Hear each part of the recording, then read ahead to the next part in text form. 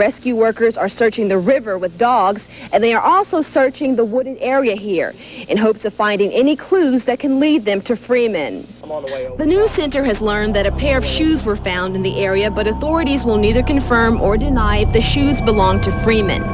Freeman's mother and other relatives were at the bridge waiting anxiously for news and information about the missing girl. I talked to Angela Wednesday. She was had come in from work, and she gave me $80 to pay on her car that we found abandoned out here in Perry County. And she said she was going to go spend the night with this girl named Paula, which she works with Paula at work.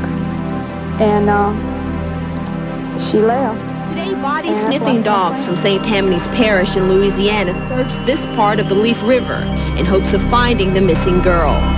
Right now we're checking the river for human scent. We have a missing person, and we're trying to see if there's a possibility she might be in the river. So we're checking the river right now with the dogs.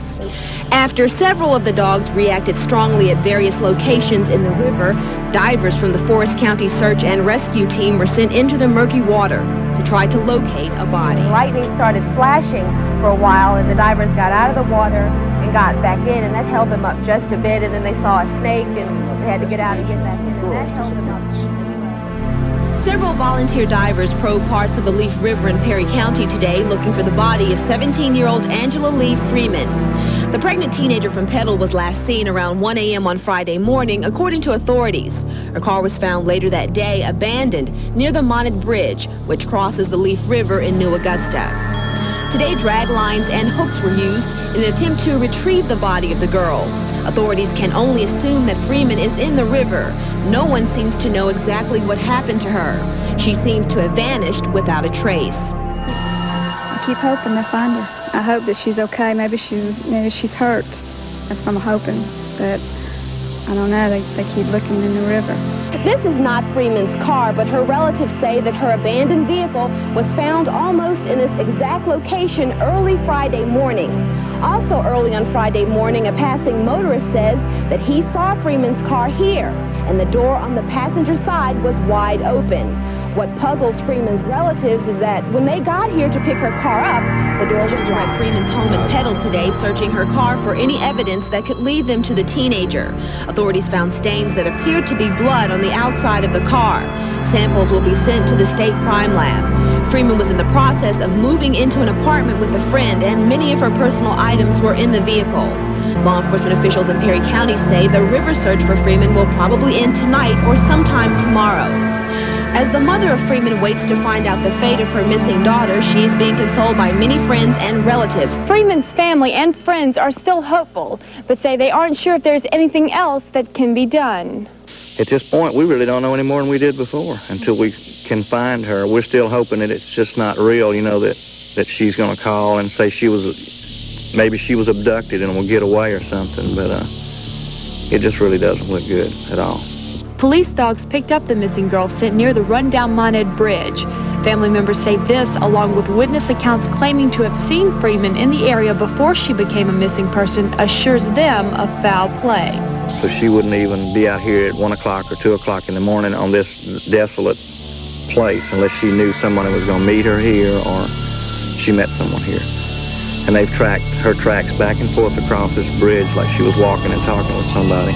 I've totally ruled out any suicide. I mean, why would anybody pull up to a bridge, take their keys and purse out, commit suicide? If you're going to do that, you just leave the keys to the person, or you can care less. You know? Mississippi Game and Fish are conducting the spot checks, and Perry County officials say they are still pursuing other possible leads.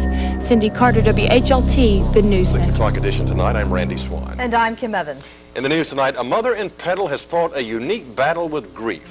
Deborah Stewart's daughter, Angela Freeman, disappeared exactly 4 years ago today, and still there are no leads. The lack of finality has meant that family members have never truly said goodbye. Tonight, Lea ASARA speaks to Angela's mom about the hope that has survived over these long, painful years. I don't know whether she's dead. I don't know if she's alive. I don't want to go through the rest of my life not knowing.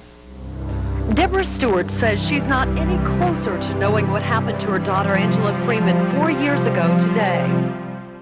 Angela disappeared between 1 and 6 a.m. on September 10, 1993. Only a few clues were found at the scene, including a puddle of blood near her car and her shoes. 4 years later, there are no suspects, no answers. Stewart says she's trying to live life without focusing on her daughter's disappearance and trying to find peace with the authorities who are charged with solving the case. Don't give up. I know we've had bad feelings between us, but and she's my daughter. And I just want to know. While the wait goes on, Angela's memory is represented in the small garden at her Petal home and groomed by family members who continue to miss her. I don't know where she's at. I don't know if we missed her in the river, if she's buried somewhere, and it bothers you. You can think of 100 things, like things that's eating at her in the river, things that's eating at you in the ground. But you have to go on, I guess.